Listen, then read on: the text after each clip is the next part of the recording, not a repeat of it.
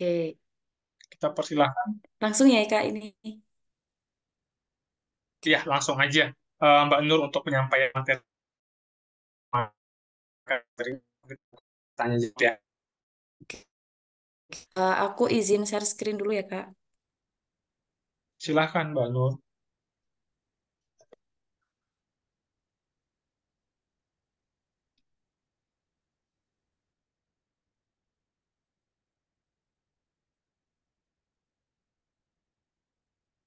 Oke, sebelumnya suaraku kedenger nggak Kak? Clear Kak, kedengeran aman. Oke, gitu ya. Nah, untuk PPT-nya juga udah ya ini ya, udah kelihatan ya. Ya, Oke, halo, selamat malam teman-teman semua. malam Mbak Oke. Nur. Malam Mbak Eh, Nur. izin memperkenalkan diri, saya Nur Amilatu Jubaidah, biasa dipanggil dengan Mila, cuman bisa dipanggil dengan Nur juga. Jadi terserah teman-teman di sini calon penerima beasiswa LPDP ini mau manggil seperti apa gitu. Nah, saya kemarin lulus beasiswa LPDP ini di jalur LOA ya teman-teman. Saya langsung di jalur LOA dan di eh, lulus di tahap 1 tahun 2024 kemarin gitu. Di jalur reguler ya. Jadi pada waktu itu jalur reguler passing grade-nya pas tinggi-tingginya di atas 1.000. Jadi 1.000 ya. Tuh. Nah, di sini saya mau berbagi atau sharing sedikit mengenai bagaimana sih strategi saya pada waktu itu dalam menghadapi seleksi substansi gitu. Nah, sebelumnya, apa sih yang kalian pahami teman-teman untuk seleksi substansi ini? Nah, di sini ada nggak yang sebelumnya udah pernah tes ikut seleksi beasiswa di tahap-tahap sebelumnya? Coba chat di kolom komentar dong.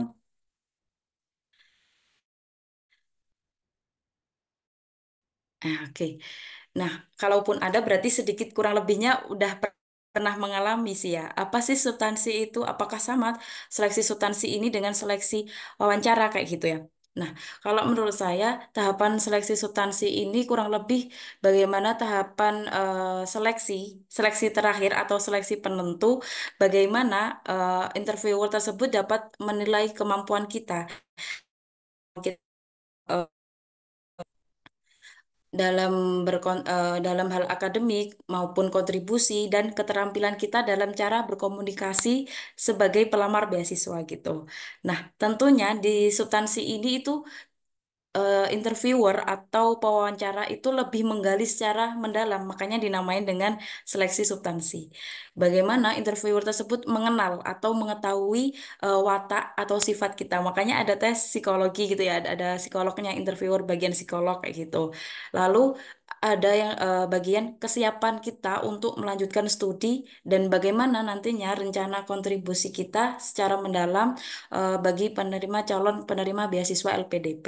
Nah, karena LPDP ini basicnya kontribusi ke depan yang akan kita bawa untuk Indonesia ke depannya gitu.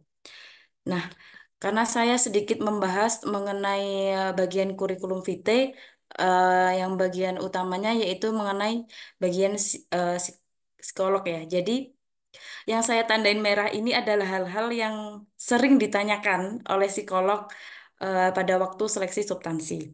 Akan pada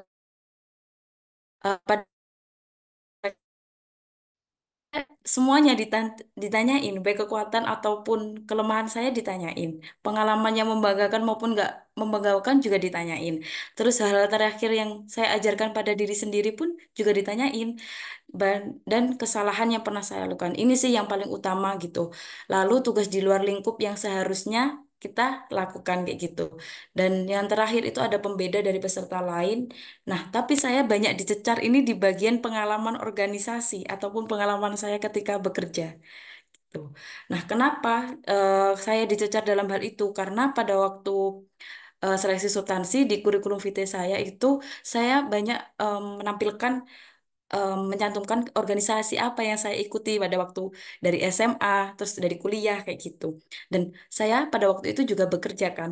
Nah, bekerja itu pekerjaan saya itu tidak sesuai dengan lulusan saya pada waktu sarjana. Jadi saya lebih dicecar dalam hal itu gitu. Nah, lalu bagaimana sih cara kita menjawab pertanyaan-pertanyaan substansi ini? Yang pertama, kalian harus mengenali diri kalian sendiri. Diri kalian secara mendalam itu kalian harus tahu. Analisis SWOT-nya itu harus digunakan. Ya. Nah, biasanya psikolog ini menanyakan terkait bagaimana kalian mengenal diri kalian kayak gitu. Seberapa kenal sih kalian dengan diri kalian? Seberapa mengerti sih kalian dengan diri kalian kayak gitu. Nah, pada waktu itu saya ditanyain apa sih Mbak kelebihannya sampean yang sampean miliki kayak gitu. Terus penjelasan segi jiwa kepemimpinan kayak gitu. Akan tapi saya menjelaskan hal tersebut nggak mungkin don hanya karena saya memiliki jiwa kepemimpinan kan harus ada buktinya. Nah, makanya di kurikulum vitae saya itu saya jelaskan banyak saya pernah menjabat sebagai ini kayak gitu. Nah, makanya pada waktu itu saya dicecar banyak mengenai pengalaman organisasi. Kok bisa Anda pertanyaan beruntun lah intinya kayak itu beranak lah. Kok bisa Anda eh, kuliah dengan lulus tepat waktu, dengan IPK di atas 3, dan kamu bisa tetap ikut organisasi, bagaimana? Apalagi kamu di jurusan eksak kayak gitu. Saya ditanyain dicecar dalam hal itu akademik dan hal bagian organisasi kayak gitu. Nah, yang kedua, yang paling penting ini kalian harus menunjukkan apa kematangan emosional kalian. Jadi, ketika kalian dicecar oleh psikolog, jangan sampai kalian ikut marah atau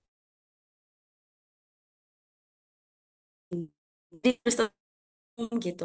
Pada waktu itu saya sampai menulis di sticky note kecil di bawah kameranya Zoom itu senyum, senyumilah kayak gitu. Jadi saya harus menjawab itu harus senyum.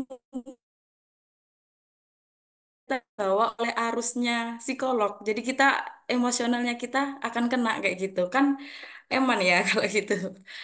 Nah, pada waktu itu saya ditanya, bagaimana sih cara kamu menangani kegagalan gitu? Karena di sebelumnya saya menyampaikan bahwa saya di kurikulum vitae-nya itu ada pengalaman yang kurang membanggakan kayak gitu. Nah, saya menyantumkan, saya menceritakan bahwa pada waktu sebelumnya saya mengikuti seleksi beasiswa LPDP di tahap 1 tahun 2023 kayak gitu. Akan tetapi saya masih belum lolos gitu. Sehingga di tahap 2 tahun 2023 saya tidak mengikuti beasiswa LPDP karena apa? Saya harus mempersiapkan diri. Saya harus ini harus menganalisis kekurangan saya di mana kayak gitu. Introspeksi diri saya harus mengintrospeksi diri saya kekurangannya kemarin pada waktu sebelumnya di tahap 1 tahun 2023 itu apa sih kayak gitu. Sehingga saya benar-benar siap untuk mengikuti seleksi beasiswa LPDP di tahap 1 tahun 2024 gitu. Nah,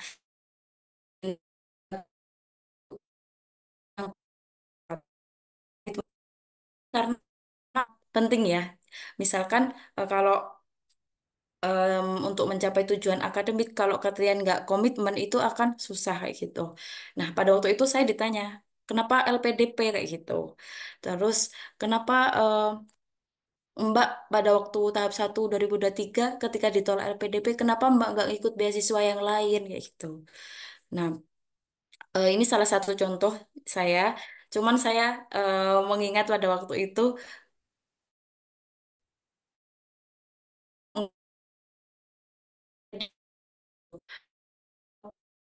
saya menjelaskan kelebihan beasiswa LPDP kayak gitu.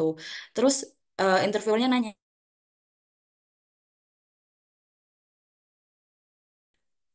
ternyata ditolak lagi oleh LPDP, apa yang akan Saman alami?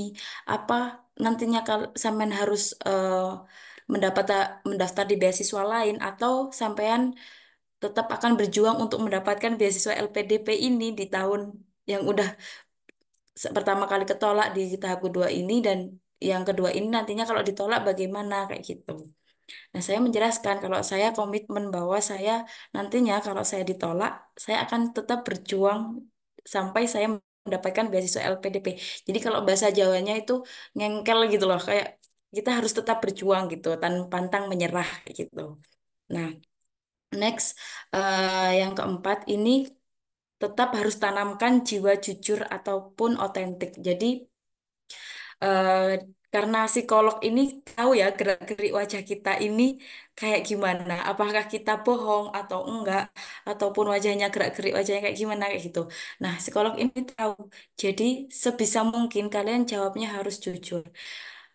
Nah, kalaupun tidak jujur itu ya diusahakan harus jujur gitu. Jadi jangan sampai nggak jujur gitu. Nah, saya ditanya pada waktu itu, Mbak pernah ngalamin kegagalan yang seperti apa? Apakah Mbak ketika mengalami kegagalan itu Mbak hampir stres kayak gitu-gitu? Ya saya bilang iya, pada waktu itu saya mengalami kegagalan dan saya nangis senangis-nangisnya. Saya kalau dibilang stres ya, ya stres. Saya galau. Lalu tapi saya nggak berhenti di situ. Saya harus introspeksi kekurangan saya di mana kayak gitu. Jadi jawablah dengan metode-metode STAR kayak gitu. Nah, yang kelima, kalian harus tetap menjaga sikap positif dan terbuka. Nah, ini sikap positif dan terbuka itu kayak tadi. Jadi, saya tetap senyum gitu. Di awal pun pada waktu masuk, karena saya nunggunya 1 jaman ya sebelum diundang di Zoom itu 1 jam saya udah nunggu. Jadi, bener-bener pada waktu itu posisi saya sudah capek karena pada jam siang, jadi interviewernya juga capek, tapi saya harus tetap tersenyum. Saya harus tetap tersenyum dan pada waktu masuk Zoom pun interviewernya diem. Nah, kalau kita saling diem kan ya nggak mungkin. Nah, jadi saya harus mencairkan suasana yang tadinya buat menderdek ya kalau bahasanya, buat kita grogi kayak gitu. Jadi saya harus tetap senyum. Jadi saya menyapa apa interviewernya terlebih dahulu gitu. Nah, yang keenam ini harus menggunakan metode STAR. Nah, apa sih metode STAR itu? Nah, metode STAR itu adalah satu metode yang mana menggunakan pendekatan efektif.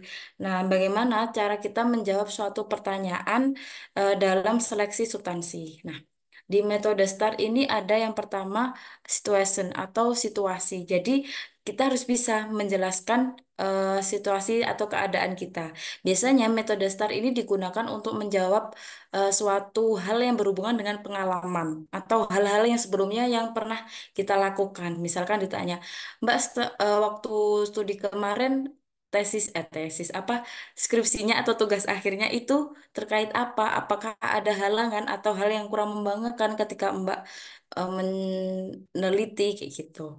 Nah, pada waktu itu saya menjelaskan di suatu proyek penelitian di kampus, tim saya menghadapi suatu kendala kayak gitu dalam pengumpulan data yang terhenti karena cuaca buruk. Nah, setelah itu dilanjutkan dengan kita menjawab dengan tas atau tugas. Nah, tugas kita pada waktu itu apa sehingga peran kita dalam melakukan tugas akhir itu apa gitu. Nah, saya menjelaskan bahwa saya bertanggung jawab untuk memastikan kelancaran proses penelitian dan mencari solusi alternatif agar proyek atau penelitian ini tetap berjalan kayak gitu.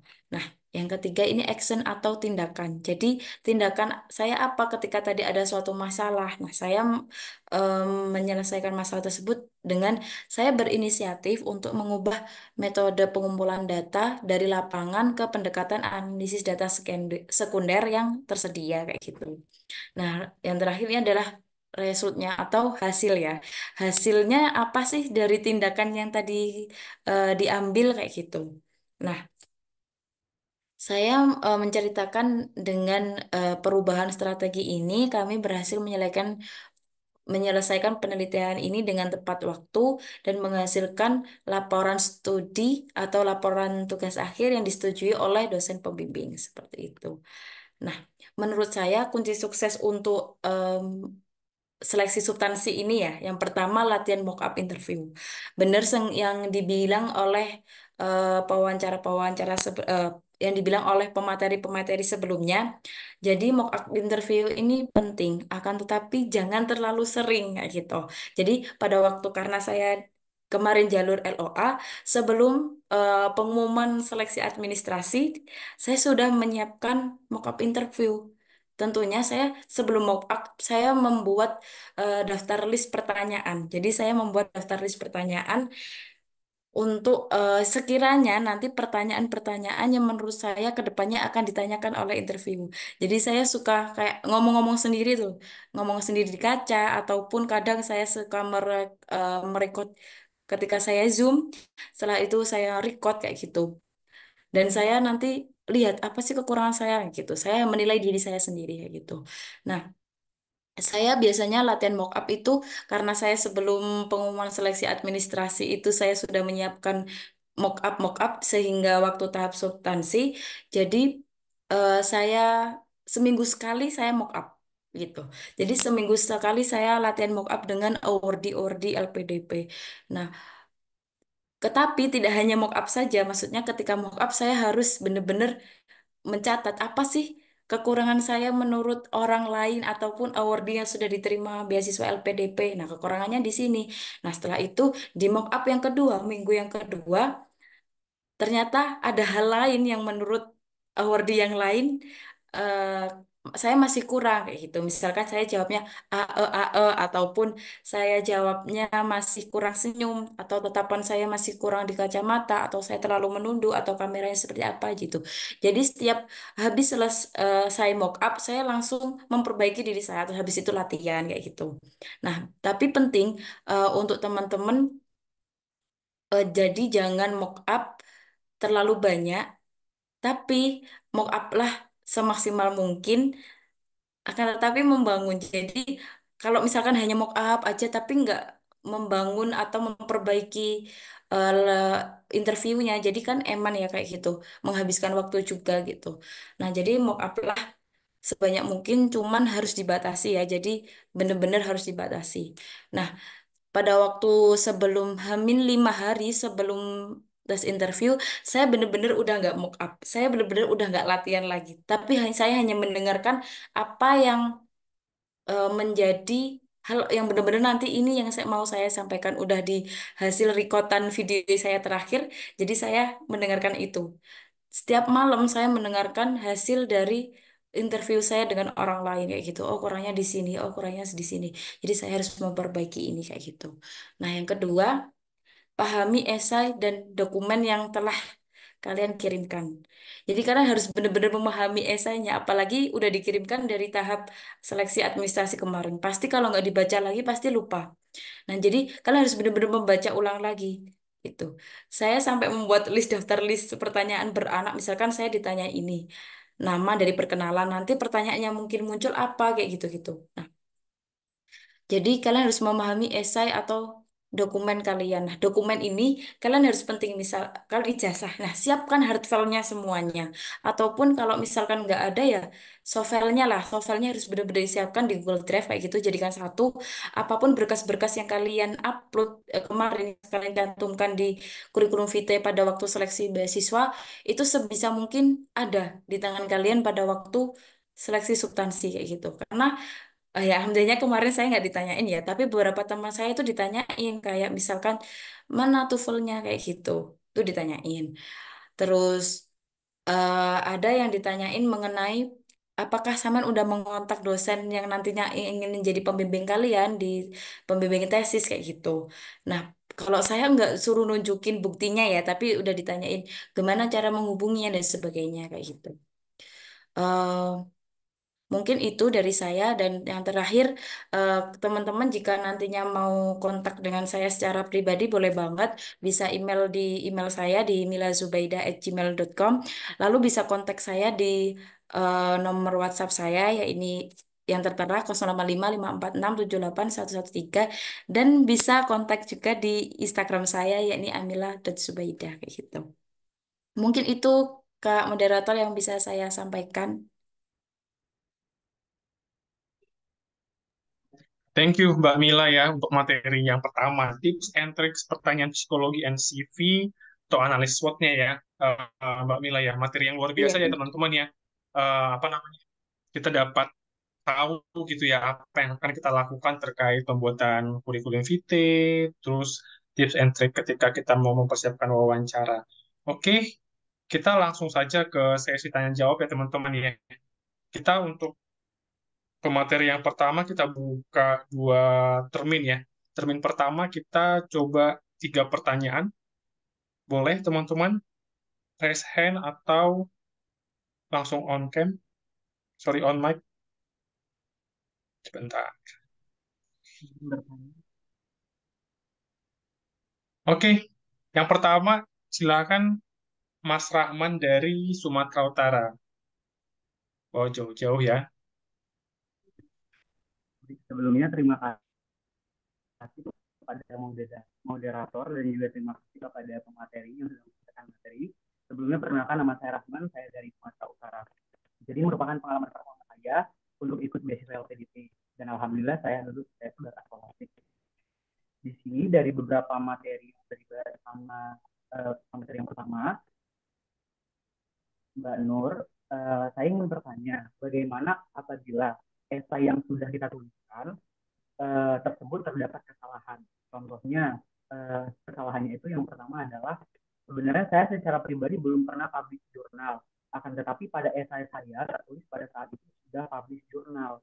Sedangkan yang ingin saya sampaikan di situ sebenarnya pada saat itu saya ikut pelatihan jurnal. Bagaimana kira-kira tanggapannya dari materi? Terima kasih.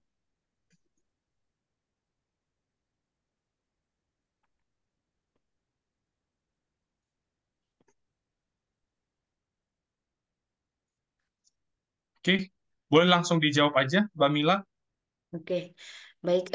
pertanyaan.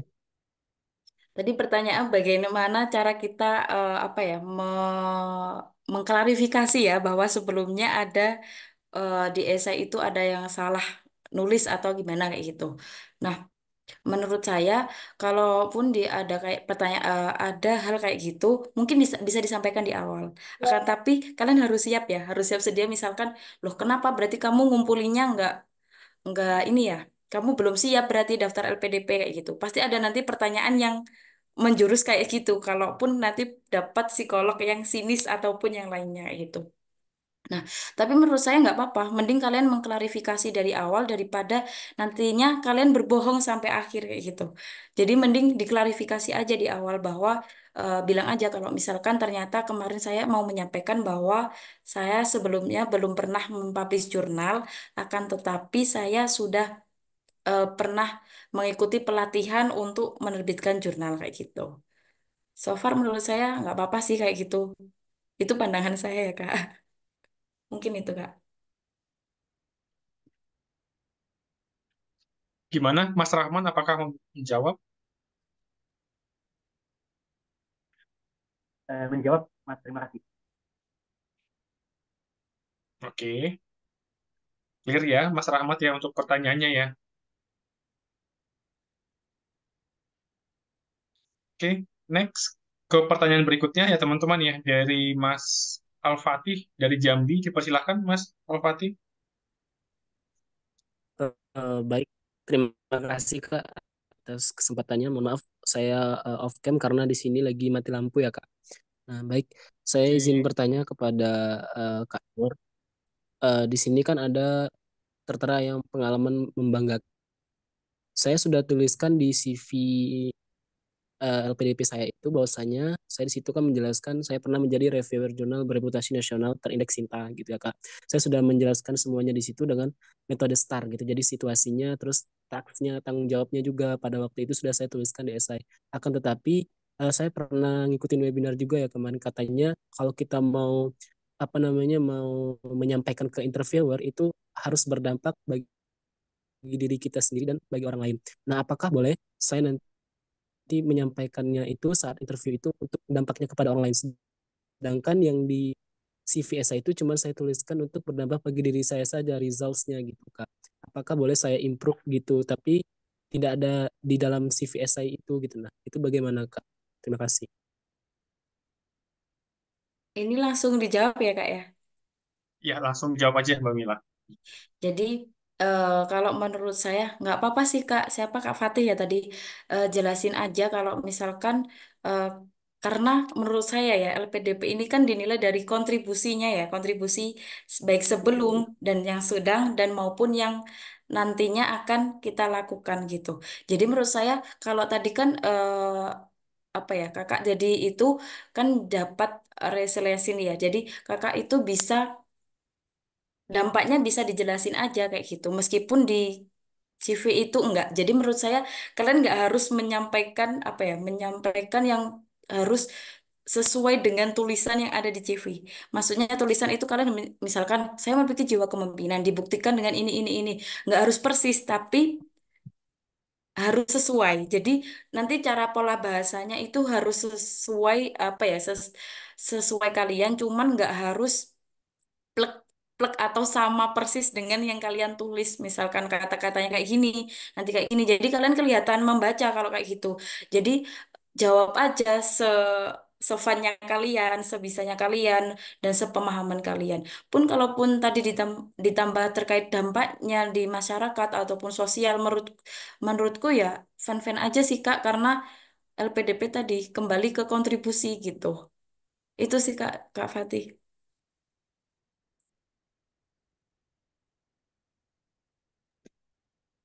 Gimana, Kak Eh, Fatih terkait ini? ya baik Kak, boleh nanya satu lagi nggak? Boleh, boleh. Boleh. Oke, boleh Kak. Nah, jadi gini Kak, saya buat di rencana kontribusi saya itu Kak, saya sebagai dosen gitu kan, saya dari background fisika gitu kan. Nah, di situ kan kalau jadi dosen itu kan kita harus memahami tridharma perguruan tinggi ya, yaitu bidang pengajaran, penelitian, dan pengabdian masyarakat. Nah, ini mana rencana studi saya yang saya tuliskan di esai itu, di CV-nya itu saya ingin mengembangkan media pembelajaran ya, yang seperti saya S1, cuman saya apa namanya dilengkapi lagi atau dikembangkan lagi gitu dengan pendekatan-pendekatan pembelajaran yang lain. Nah, itu kan lebih fokusnya ke siswa gitu, Kak. Nah, tapi saya mengabdikan diri saya itu sebagai dosen. Tetapi produk yang saya buat di S2 nanti itu saya bisa salurkan kepada guru-guru itu melalui pengabdian masyarakat setelah saya jadi dosen. Apakah itu masih berkaitan, Kak, gitu? Atau tidak? Terima kasih. Berkaitan dengan berhubungan dengan mahasiswa ya Kak Fatih ya. Ataupun gimana? Aku agak kurang lah sebenarnya. Gini Kak, yang di rencana studi itu kan saya ngembangin media pembelajarannya itu fokusnya untuk siswa SMA gitu kan Kak. Nah cuman kan di rencana kontribusi saya itu kan ingin menjadi dosen. Kalau dosen kan itu kan ada penelitian, pengajaran dan pengabdian gitu kan Tridharma. Nah tapi produk itu kan memang nggak bisa untuk mahasiswa ya kalau kita jadi dosen kan karena dia materi materi SMA gitu kan. Tapi produk itu tetap berguna, tapi saya salurkan melalui kegiatan pengabdian masyarakat dengan melakukan pelatihan kayak pelatihan apa namanya media itu penggunaan medianya kepada guru-guru yang ada di sekolah itu. Nah, apakah itu relevan nggak sama rencana studi dan rencana kontribusi saya itu kan karena sedangkan saya itu mau jadi dosen seperti itu Kak. Terima kasih. Oke, kalau menurutku relevan aja ya Kak. Jadi karena Kakak tadi keinginannya jadi dosen. Nah, kembali lagi ketika jadi dosen nantinya kan Kakak mau apa ya? Mengasih ataupun Kakak mau membuat media tersebut itu untuk guru-guru kan, bukan untuk siswanya kan. Intinya untuk guru-guru. Jadi menurutku ya fan-fan aja karena setiap dosen pun ada tugas untuk pelatihan ataupun pengabdian masyarakat kayak gitu kan. Jadi so far nggak apa-apa sih Kak, sampaiin aja. Intinya menurutku kalau Kakak menyampaikan hal tersebut tambah itu menjadi poin plusnya gitu. Jadi Kakak punya media yang nantinya jangka panjangnya lah. Intinya kalau berhubungan dengan kontribusi ini harus yang terukur ya teman-teman. Jadi jangka pendeknya apa, jangka menengahnya apa, dan jangka panjangnya apa. Lalu tahapan-tahapan untuk menuju kontribusi ke depannya ini apa, langkah apa yang kalian ambil kayak gitu. Gitu sih Kak Al-Fatih.